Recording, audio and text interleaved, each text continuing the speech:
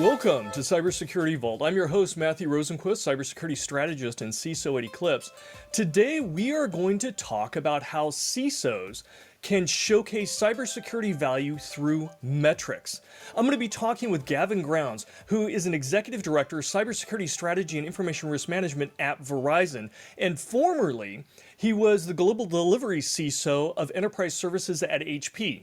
And it just so happens he also has a patent in this subject, and this is going to be a long breath here. The patent is for systems and methods for automated quantitative risk and threat calculation and remediation. We're going to find out what that means because it plays all into what we're going to be talking about today, which is really about cybersecurity metrics. And, well, simply put, they're very tough. It's not easy. And the industry has been struggling for, well, almost a decade and a half now, trying to come to terms with how to do it. So we're going to talk about it. We're going to talk about why it's important, and we're going to give some best practices and some recommendations out there. So when we think about cybersecurity metrics, one of the challenges and issues which differentiates it from other industries is, well, it's about measuring things that don't happen. Now think about that. Cybersecurity is about preventing loss. And if you do a good job, you prevent bad things from happening. How do you measure something that doesn't happen? And it all comes full circle when we think about managing that. And Edwards Demings is famous for saying you can't manage what you can't measure. And obviously there's some challenges here in measuring it. So we're gonna dive into it. And today's podcast is created in part by Eclipse, which secures data in transit through any cloud, network, or device. So welcome, Gavin. Thank you for coming and talking to us today. It's great to be here, Matthew. Appreciate you inviting me, and looking forward to an animated discussion around metrics and why they matter, and how to make them matter, and how to make them relevant. So we'll see how we get on with time. We can get it all in, but big area. Looking forward to it. Yes. So before we get kind of into the first question, security metrics can be frustrating. It can be dry. It can be painful. Given the fact of what you've done and the patent that you have, what attracted you? What craziness that happened in your brain to say, yes, I want to dive into this head first, and I want to help the industry make progress? What was it for you that got you into this topic? I think in many ways, Matthew, it's because it is difficult, first of all, and it's so easy to do it poorly, even accidentally, doing it poorly.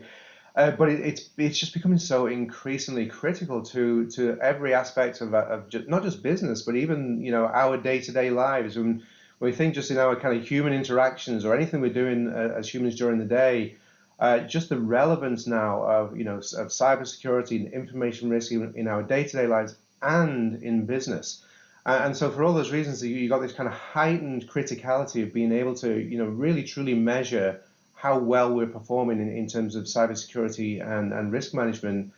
So we have the heightened need, and it's just so challenging to do. So for me, it became more of a business problem and a business issue to solve, more than a kind of technical and a mathematical problem. Although, of course, clearly with the patent and there's the algorithms, there's a lot of mathematics to sit behind it. But yeah, it was just that need to solve it for where we are in business, in the economy. As humans and the way we live our lives in the modern world, and just the dire need to solve the problem. Well, let's dive into that a little bit more. And I'm going to play devil's advocate here. We can all agree that cybersecurity is important. Yes, it's important. But are the metrics really that important? I mean, if you just do the right things and you turn on that magic switch says turn security on, why are cybersecurity metrics important to this industry? Yeah, I think the way I look at that, Matthew, is ironically a lot of the verbiage that we use in cybersecurity kind of starts to answer the question for us. One for me that strikes me is, for example, is we talk about cyber health, and so we talk about cyber health and our overall posture and so on. And when we think about that in the physical world, literally the biological world, and we think, well, what do we mean by health, and how do we manage our health? In your opening comments there, you talked about how how do we measure what didn't happen, And yet, interestingly, when we're proactively taking care of our physical health, that's exactly what we are doing. We're measuring what didn't happen. We're measuring, how healthy we remained because we took proactive steps to remain healthy. And so when you think about how would that tie then, for example, to some of the things I said a few minutes ago about the fact that we've got the modern world that we all live in, and it affects us literally at the personal level, but also at the business level. And I think about that again in human life, and I'm speaking obviously predominantly in countries that have got access to technology and access to good healthcare, because clearly there are countries that are so under provisioned in those areas. But in the countries where we have access to good healthcare and good insights, just look at the expected or the life expectancy now of the average human compared to, let's say, 1,000 years ago. The average Roman soldier lived until the age of about 24 years of age. And yet now we still feel like children when we're 24 years of age. And depending on if you're like me, you probably still are a child at 24 years of age. But but when you think about it, so why are we living so much longer? And it's really because of all of the preemptive care fundamentally that is available to us. Because when you think about it, there is an irony to that. Again, just using that analogy of the the human body and life. Again, in the more perhaps affluent and well provisioned countries, we tend to be a lot more sedentary as human beings than we otherwise would have been 100 years ago or 200 years ago. And yet, despite that being sedentary, because of the insights that we have into health and healthcare and things that we can do that are going to improve our health, we live longer, and generally speaking, we live a healthier life. And so, again, we just use that simple phrase, cyber health. And so we say, well, are we taking the same approach to cyber health as we take as a species to human health? All that proactive ways that we nutrition. Well, what would be the equivalent of nutrition in cyber health? Exercise. What would be the equivalent of exercise in cyber health? And so for me, ironically, we've been using all of the analogies that would make sense. The challenge we have is we have, I think, better insights in managing the metrics around our human health compared to the way we manage the metrics around our cyber health in general. Yeah, I would agree. And I love the analogy for cyber health because we all want our organizations to remain healthy, right? There are other aspects, though, that I'm thinking as well, right? Peter Drucker said, if you can't measure it, you can't improve it. And with cybersecurity, it's not only, that risk level, but you also have aspects of how much it costs, right? And people don't have infinite budgets, although cybersecurity wants an infinite budget, right? We all do.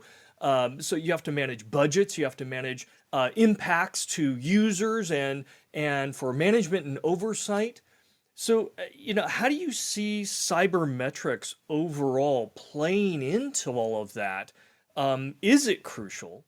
And is it a fundamental foundation, really, to good business decisions? I mean, is this the fuel that we should be using to make good business decisions, or are there other other indicators out there that we really should be looking towards? Yeah, I think it is, Matthew, and not least of which, because when we look at any other aspects of business, we always depend on essentially on analytics and measurement to be successful. You think in our marketing division, we have a marketing campaign and we have specific analytics, first of all, to try to decide what will be the most effective campaign to drive the outcome that we're looking for. It's all based on facts and figures, and clearly there's some theory and subjectivity that goes with it, but nonetheless there's a very analytical approach that says, how can we make sure that every dollar we spend on a marketing campaign is going to give us the biggest return in terms of the business outcome that we're looking for? And then equally, how do we know that that particular marketing campaign was successful? So we need to see the trend of what sales look like of a particular product line or whatever it is that the marketing campaign is looking to drive, an improvement in. We need to be able to measure that to say, did that marketing campaign really work? So in cybersecurity, if we view it as another element or another aspect of our business, then it's essentially the same rules apply. So you mentioned, Matthew, about we don't have infinite budgets, but we wish we did. And I was thinking about that in the context of, let's say, for example, a typical cybersecurity control framework. So we have our policies, we have our standards, we have the control framework, And it's interesting. The question that I encourage our audience to even think about is this: in your just a corporate policy, don't worry too much about regulations and contractual obligations to customers and all that. Just think about your corporate policy framework and structure. But cybersecurity, and answer how many policies and standards do you have? How many controls, ultimately, how many cybersecurity controls make up your whole pyramid framework? And let's say you land on, you say, okay, well, we have 315. I'm not saying we Verizon do, that's just an arbitrary number. But let's say you land and say, well, we have 315. Then the next question needs to be, how much does each control cost? Because controls don't happen for free. Right. We can There's invent a always some control in a cost room. associated. Yeah, there always is. Exactly, right? So if we got 315 controls, okay, control number one, how much does that cost? How much does it cost us to design it in the first place? How much does it cost us to implement processes, maybe tooling, to effect that control? What does it cost us to monitor it? What does it cost us to react to it? And now we have to calculate that 315 times. And if we can do that, I would guarantee that the dollar figure that we come out with at the end of cost per control is not going to be the same. And then imagine taking that to the next level and say, and what is that control? What do I get for my money for each of these controls? Because when you think about it, as I've looked at that, the controls really serve one of two purposes. They're either like binary, in other words, you have to have them. Maybe there is a regulatory requirement, or maybe there's a legal requirement. That control just has to be there to be in business. So that's almost like a binary. It's got to be there. But if It's it doesn't, boilerplate. It's foundational. right, Got to have it. Right. exactly, yeah, it's table stakes. It's if you Hmm. don't have it, you're not in business. But then the rest of those 315, they're essentially there to buy down risk. Those controls are there because they're trying to prevent, to your point in your opening comments, they're trying to prevent something bad from happening, fundamentally. So then that's where we can start to ask the question, well, clearly every control doesn't cost the same amount of money. The business outcome from each control, what are we getting for each control? Because that can be different too, right? Exactly, Yep. exactly. And so, it's also almost back to the analogy of the marketing campaign. We almost through experimentation, we have a theory of what we think is going to be effective in the campaign. We try it, we need to tweak it a little bit because we're measuring the actual results. And in cybersecurity, I think we do a really good job of not doing that. you know, Yes. And it's we not do a easy. great job of saying we need a new control. Almost everybody tries to avoid that. And when we look at those metrics, right, one aspect those metrics can come back and say, in managing and prioritizing that, we can look how to dial that risk, up or down, because every organization has a different risk appetite, and that's fine. Finding that, defining what that is, and then dialing into it is part of the challenge of any CISO. But while I was at Intel, I was running a project, and I had one of the absolute ugliest situations come up. I was asked to figure out, okay, what is the value, right, of a particular security program, and showed it in terms of risk. And when I went to present to some very, very smart executives, they said, okay, we get it. We get how this reduces risks. However, we have another program not related to security that can actually increase productivity. So we can show a value proposition in dollars in revenue. Can you compare to that? Why would we spend money on security for a certain percent of less downtime compared to, efficiency gains over here?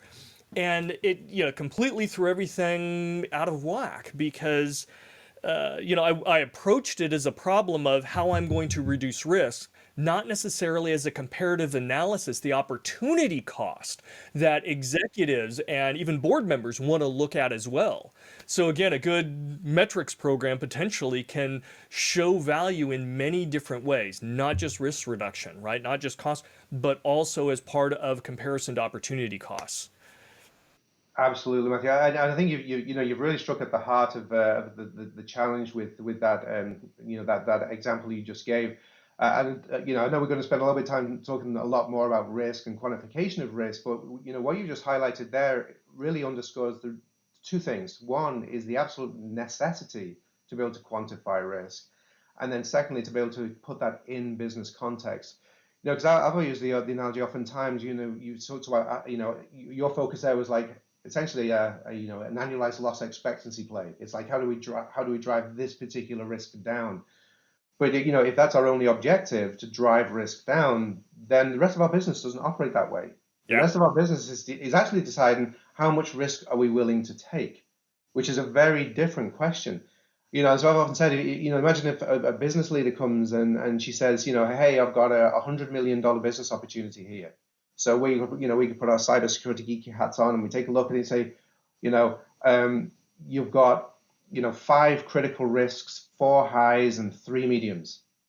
And so what's likely going to happen is that business leader might say, okay, well, can we take those criticals and maybe at least contain them or drive them down and make them less impactful, right? Change it Well, from the ugly red to the yellow. Yellow seems right. okay. Right. Exactly, right. So can you get it to yellow and then we'll go. But 2 things have happened as a result of that. One, we're now spending money on whatever controls we need to put in place to take those criticals and bring them down. And the second thing we're doing from a business point of view, is we're losing the time value of money. Because if that business executive could have gone ahead straight away, now they're going to be like, let's make it up, 4 months. So now you've got 4 months cost of cash, basically, or your time value of money, of cash flows that we're not going to realize for 4 more months because we're in the middle of trying to get these highs, criticals, and so on addressed before we go. But here's how that conversation equally could have gone. It could have, hey, I've got $100 million worth of opportunity here. And then we've still put our cybersecurity geek hats on, but now we do a risk quantification approach. And we say you're going to be sitting on $1 million worth of risk. Now, depending on what industry we're in, that business leader, she might just say, I'll take it, thanks. I'll have the 99. Accept it. And it's like, boom, gone. We go. And we don't lose that for 4 months of cash flow, and we don't spend money on those controls. Or maybe, yeah, put those controls in place, but I'm going to go anyway because the business risk makes sense. And that approach, as you know, Matthew, that is the way we handle pretty much any other business risk scenario. And that's exactly what you experienced, right, with your case study. Yeah, it's so important to be able to provide the right information to the decision makers. And if you don't have a good quantification of risk, it's difficult for them to make those trade-offs. Or they can make them, but ill-informed, which typically doesn't have very good outcomes, right? So being able to quantify that in terms that are accurate, timely, right, and relevant to the decisions they need to make, I mean, are key to all the metrics. So let's back up a little bit because we talked about how metrics are important, very important to cybersecurity, and cybersecurity is more important to all of our digital ecosystems. So it all ties in. It has value to the business. So my question is why hasn't this been figured out, right? I mean, we've been working on this for 15 years. Originally, the industry said, well, hey, insurance has got this figured out, right? They use ALE and ARO and SLE, right? Single loss expectancy, annual rate of occurrence, annual loss expectancy, and they figure all these things out. Let's just adopt that model. And I saw where some organizations tried to just map that over, and it didn't work out so well, right? I mean, what are your thoughts there? I mean, I've got some thoughts in the back of my head, but I mean, why didn't it get solved 15 years ago just by adopting another industry's model? Yeah, so I think perhaps even in more recent years, there have been a couple of initiatives around that kind of model or that approach, Matthew, you're describing is, how do we take, the cybersecurity risk and kind of build like an ALE type play around it, so we can at least say, hey, look, we spent $1 million and we avoided losing 35, and here's the math to kind of prove it. But I think part of the challenge is, and it just ties right back to the foundational metrics themselves. Because for a calculation to work like that, we have to look at all of the usual things. You talked about it a little bit earlier, the likelihood, probability, and first of all, one approach for that, even if we have some metrics, we might be tempted to almost like do a rear view mirror approach. It's like your credit score. Your credit score is kind of an indication of how well you used to pay your bills. And we kind of use it, even in the financial industry, we kind of use it as an indicative of what your future behavior might be. But it's not really predictive, it's just kind of indicative. And so even if we have, a reasonably good history, the problem I think that we have with that model today still is the way we measure things in cybersecurity is still inconsistent. So, you can look at think about vulnerabilities. Depending on the type of vulnerability we're talking about, it will be rated either low, medium, high, critical. So we've got 4 colors to choose from, or four levels rather to choose from, or maybe 3 colors, red, amber, green. And in every other part of business, we actually come up with the numbers first, and the numbers produce the heat map. And in cybersecurity, we come up with the heat map first, and we say, how do we turn this into numbers? Right? So there's that, and then even with its low, medium, high, critical, or red, amber, green, or maybe we look at some of the vulnerability reports, MITRE's and scale and all that, and it's like 1 through 10. But now we already can see the problem. So we were looking at some scales, we're rating that 1 through 10. Over here, we're rating these, low, medium, high, critical, red, amber, green. And then with all of that, then we try to merge all that together to say, well, so what's our cyber risk posture? And invariably, it's in the absence of the context of business. So let's say, for example, if I've got something that is rated top 10, number 10, it's like 10 of 10 in vulnerability. Most of the listeners' organizations probably will have the approach of all hands on deck, find out what the systems that have got that vulnerability, off we go, boom, boom, boom, knock it out, knock it out, knock it out.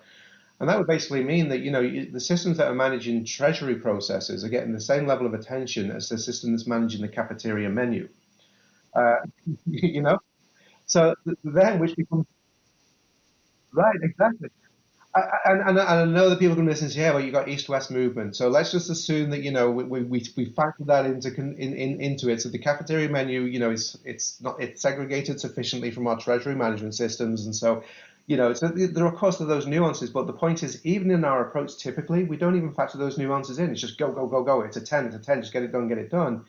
And yet, how many say level sixes, that being scored a 6, are sitting somewhere where it can absolutely facilitate east-west movement in the organization, and they're being ignored. Yeah, exactly. And I think part of that, Matthew, is also because a lot of cybersecurity metrics that are there kind of grew up out of compliance. So what I mean by that, so we might have a policy standard, and I'm going to stay on vulnerabilities just as an example. So we might have a policy standard that basically says, depending on low, medium, high, critical, or red, amber, green, or whatever, we might say, okay, the mitigation or remediation standard is, if it's this bad, you've got to get it done within 15 days. If it's this bad, 30, 60, 90, right? And so here's the irony of that. So you still could have that, rated number 10. Let's say you've got to give yourself a target, 15 days. So on your cybersecurity metrics, on day 13, what color in our lovely red, amber, green scale is that going to show up at? It's going to show up as green because we've got 2 more days to go.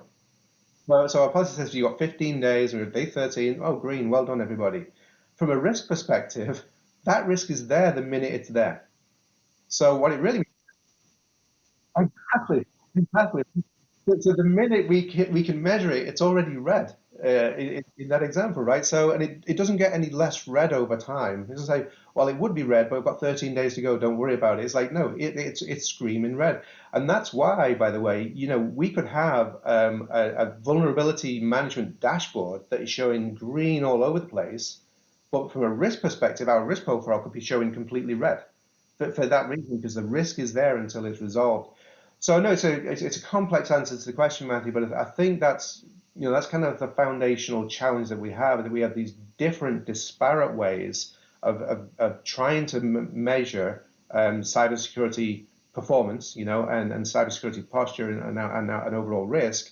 The disparate measures invariably in the absence of business context, and then if we're then trying to push it into an ALE, so we're trying to do an annualized loss expectancy, we're then trying to rely on the right-hand side of that tree, if you like, that says how do we calculate the direct impact, financial losses and secondary losses, and so Consequences and impacts, and yes. exactly. But we're trying we're trying to make an apple pie with oranges. It's the two are just not fundamentally harmonious. Uh, Yeah, no, I agree with you. There can be huge disconnects. And again, it kind of, as you mentioned it, it's so much easier to do metrics wrong than right. And if your dashboard is all green because you still have a window of opportunity according to your policy, your SLA, and yet your risk is in the red and you're going to feel that, it's a disconnect, right? Yeah. And we see a lot of organizations putting terrible metrics in place. And once you have terrible metrics, you're going to use whatever you have. So now you're using terrible metrics to make business decisions. And again, the end of that story never turns out very well. And back in the day when all of us were thinking, hey, we're just going to adopt that insurance model, one of the things that insurance models have is they have massive actuary tables which show right a history. And even though it's not predictive, so for example, fires in the state of California, right, how many house fires occur, you can't use that data to predict whether a house on your block is going to catch fire. You can look at trends and say it's within kind of this range that we expect every year, right? Plus or minus 5%. But when we look at the total chaos and unpredictability around cybersecurity, those ranges get so big, it just doesn't even make sense. And, trying to even capture data that's relevant. In the beginning, nobody was even capturing the data or aggregating it, right? So we didn't have the data. And then once we did have the data, we realized it's so varying that actuary model that the insurance industry relies upon doesn't work so well. And the one other aspect that I try and impress upon people is security metrics are different than IT metrics. And the example I always give is if you're in IT, right, and you're supporting the IT environment and a power supply goes out in one of your servers, right? You know what you have to do. You got to go down to the data center, you got to pull out the server, rip out the power supply, slap in a new one, reboot, and you're good to go, right? And it's scriptable. It's absolutely scriptable. In fact, when you start looking at mean time to repair and mean time to failure metrics, you can start to predict that. You can start having assets in place ready to go and even swap it out ahead of time. So you can start managing those risks proactively. And the big difference is you don't have an intelligent actor that is adapting to what you're doing, whereas you do have that in cybersecurity. So trying to measure risk becomes an exponentially more difficult challenge than trying to measure the risk of a power failure on your server. It's completely different because as you move one direction, your opponent's going to move a different direction and adapt to you. So, trying to get risk metrics incredibly tough, especially down to the point of when are we going to get hacked? How much is it going to cost us? We can take some swags at it. Even the best metrics can give some ideas, but quantifying it, incredibly difficult. Whereas in other disciplines within the business, as you said, you quantify a situation first and then you qualify it to make it more palatable and understandable. We're the reverse in cybersecurity. We tend to start with qualitative metrics and then try and translate that to some type of quantitative. And the accuracy there, it doesn't translate very well. But it's what we have. And there are best practices out there. So, given your experience and the challenges, right, what do you see when we talk about the quantification of risk, qual to quant, right? What's necessary in an organization to start thinking about how do we do this? How do we start gaining the value of security metrics by generating ones that we can feel fairly confident in? What are some of those first steps in your mind? Yeah, so I think there's a couple of things, Matthew, and I want to actually just go back and underscore something that you said because to my mind it is one of the first steps. You gave an example, you gave two examples. You talked about, trying to apply the insurance type mindset and methodologies, and the fact that, there is that depth of kind of, data and historical information for like actuaries, for example. And then you talked about, the IT kind of metrics and standards and processes. And what those two have in common that cybersecurity is different is if you think like an actuary, well, let's take something physical like a fire hazard.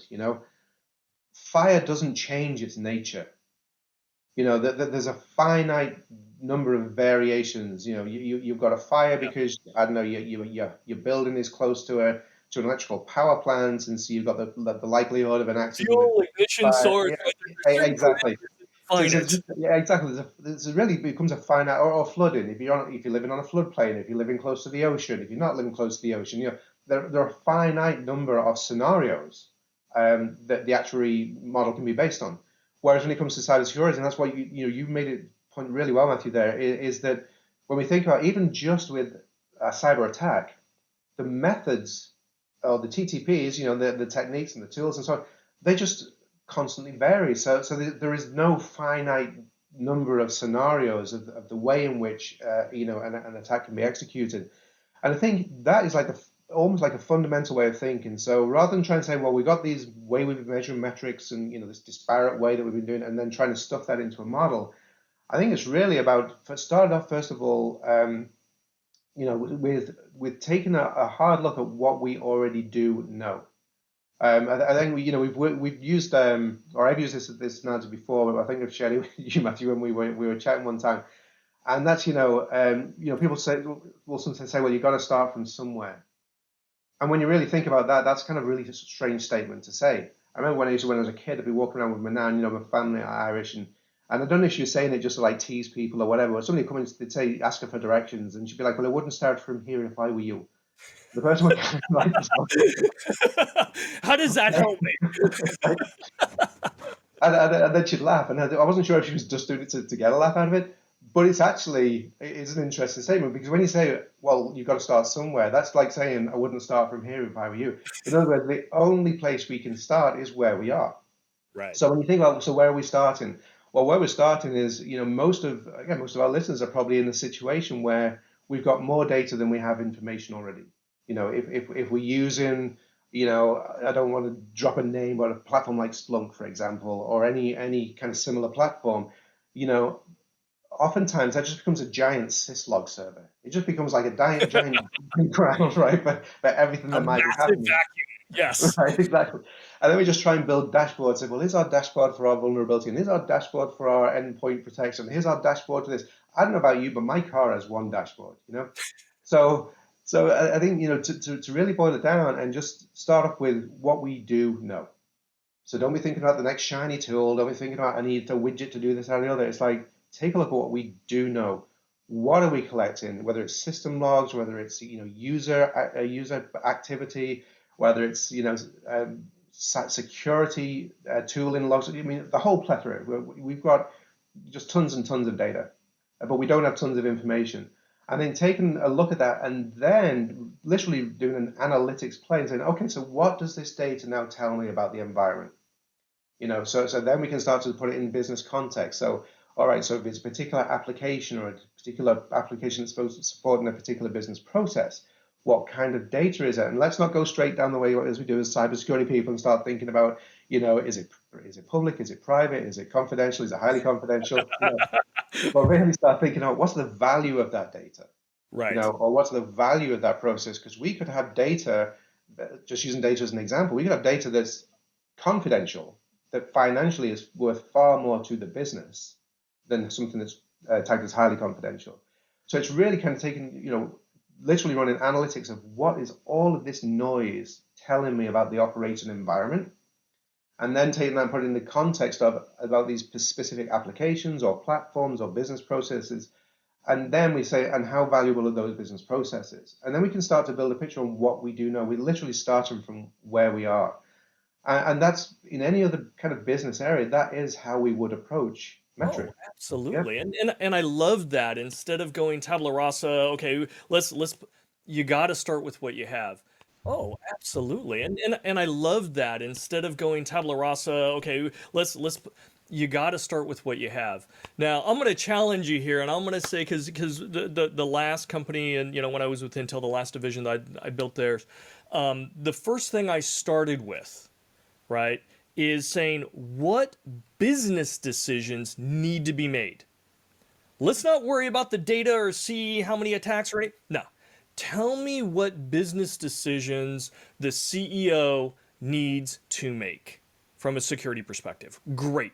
When we have those, now take it to that next step and go, okay, well, what data do we have? What are they going to need to be able to make that decision? Because even if you've got some really cool data, and I've seen awesome charts, Pointless because it didn't contribute to an actual decision being made. Looked great. One of my favorite ones is, the world map where you see attacks coming from different places. It looks awesome. Completely worthless. Adds zero value to the business decisions that have to get made. Looks cool, cool factor high, practicality worthless. So, I've always approached it saying, what business decisions need to be made, then jumping to, okay, what data do we have and how does that fill that? And are there any gaps? Do we need something else? And from then kind of planning a good system. Would you agree? Am I nuts here? No, you spot on, Matthew, and that's what I was going to say. It's not an either or. What I described is one approach, and it should not be the only approach to your point, but it's one approach of what I just described as like a bottoms up approach. It's like, figure out what we've got and why we care about what we've got and why and make it minimum. And to your point, if we're collecting a whole lot of information that drives no business value, then that's costing us storage dollars. So why are we collecting it? So, and time and resources and opportunity cost and right. everything else. Yeah, exactly. But whereas what you described is then the top down. It's like, okay, so what does the business, what is the strategy of each business unit? What are they looking to do? And then, what does cybersecurity need to do to enable that and really to optimize the profitability of whatever that venture is. Well, that's why I say it's not either or, because oftentimes what we see from the bottom going up is we actually can identify scenarios that we say that's going to impact the business, and it's a scenario that's developing that we didn't see coming. And to me, that's not, again, dissimilar to like taking care of our personal health. If we live in a country where we're well serviced by healthcare, we will have the opportunity to get an annual health screening. And that annual health screening, you can have a full blood panel done. If there's something we're a little bit concerned about, we can have scopes done, we can have MRIs done, and we actually get to see whatever we need to see that will lead us to a conclusion. Say, hey, there's some proactive action we need to take here to prevent a terrible outcome to in this case, our body, the business of our body. And so I think those two, as you described it, Matthew, they actually we need both. Because what they then do is that they actually kind of come together. The bottoms up will flush out either opportunity or risks to business operations. The top down is like, hey, cybersecurity, here's what we're going to do in the business. We need you to make sure that it stays as profitable as we possibly can be. Right. And so that's why I think the two actually go, harmonized, really well together when we deliberately do them in the fashion. You have to connect those two because the data supports the decisions and everything. Okay, so let's kind of close out here. I want your ideas around the best usage of security metrics, right? So if one of our listeners is a CISO out there and they're working, they're all focused on vulnerability. I just got to close that 10 vulnerability and that's my entire job, firefight every day. And they're listening to us going, hey, yes, metrics. I really need them. I've been putting it off. It sounds ugly. What is your selling point here?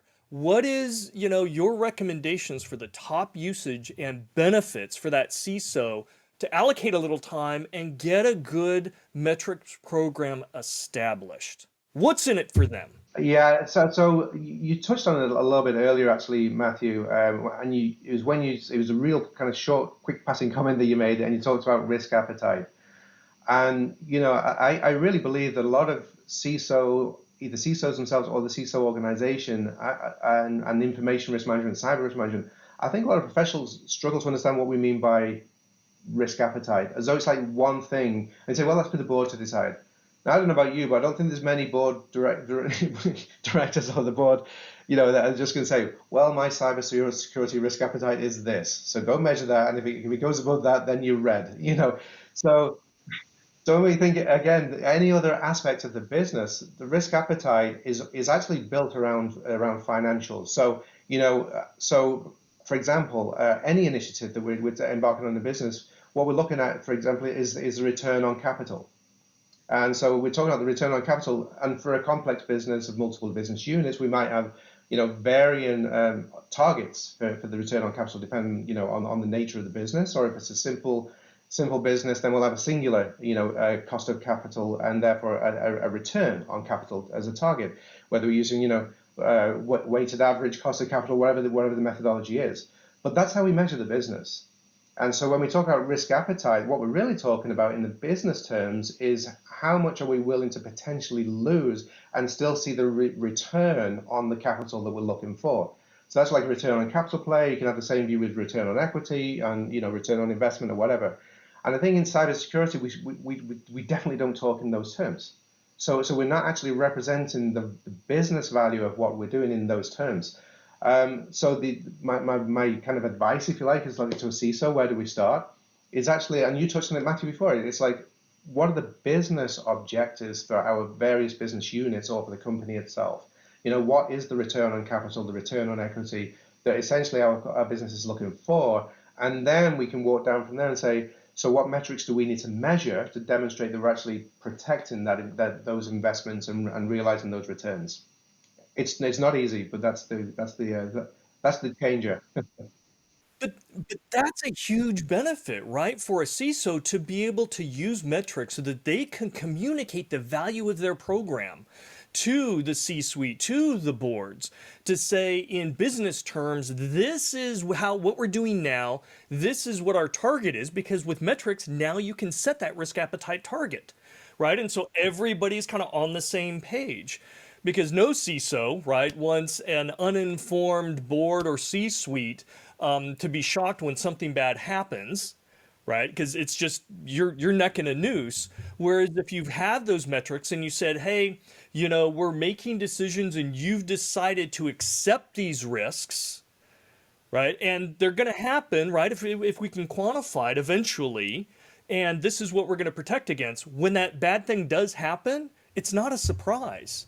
It's you accepted the risk. We talked about this. You have the numbers. You made that business decision. It's not that cyber failed, right? We did exactly what we were supposed to do by hitting that risk target.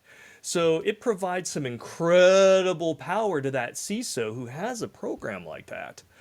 If Exactly, and you hit the number again. You hit it on the head, Matthew, when you said about we gave you the numbers, because again, in any other domain of risk, you know, that will show up on the balance sheet. Yeah. There'll be a line item specifically on the balance sheet to accommodate for unplanned spend, basically, if as risks get realized.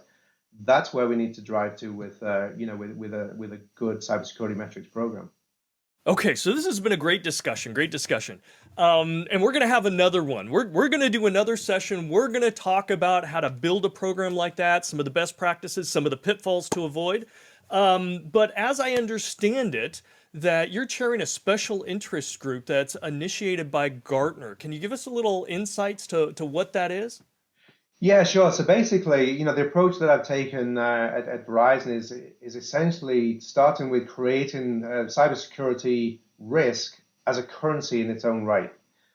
So in other words, so as the IT operations or the delivery organizations, they get a OpEx budget, they get a CapEx budget, and now they get a risk budget. And that risk budget is a thing like a points system. They have to manage within their budget of risk. So basically, I've shared that on a number of different forums, including Gartner, and Gartner have set up a special interest group now to focus specifically on the quantification of risk, where we treat and manage cyber risk as a currency in its own right. So we literally manage the budget of cybersecurity risk. So yeah, anyone who's a Gartner member, that's something that you should definitely look into. So so that's awesome. So we actually have the first session that we're kicking off on that next week. We've got a number of CISOs participating in workshops to see kind of how to get there, basically. Outstanding. And is some of that discussion and output going to be made public as well? Are you going to be sharing that with the world? Yeah, absolutely. You mentioned the patent earlier, Matthew. So we got that filed, so we kind of protected with that. But the methodology and the outcome, the way we're looking at this, Matthew, is and the way I'm looking at it is in many ways we're all in this together as a cybersecurity Yes, community we across are. every industry. We're in this together, and I think that the more we can do to share and build common practices that do align cybersecurity with business outcomes, I think just the better off we'll be as a whole community. I agree with you wholeheartedly. I mean, it's us against the bad guys. It's not you against me, one company against another. We're all in the same boat. We're all potential targets. So we have to collaborate and and communicate because the bad guys do, and they're coming after us. So this has been great. I'm going to close this out, but I do want to invite everybody back. Our next session, I'm going to again be grilling Gavin here. We're going to be talking about risk taxonomy. We're going to be talking about the economics of it, viewing it from that perspective, best practices, how to set things up, and some pitfalls that you want to avoid if you do want to establish a good cyber risk metrics program. So thank you very much, Gavin. Been a pleasure, Matthew. Thank you so much. Look forward to catching up again.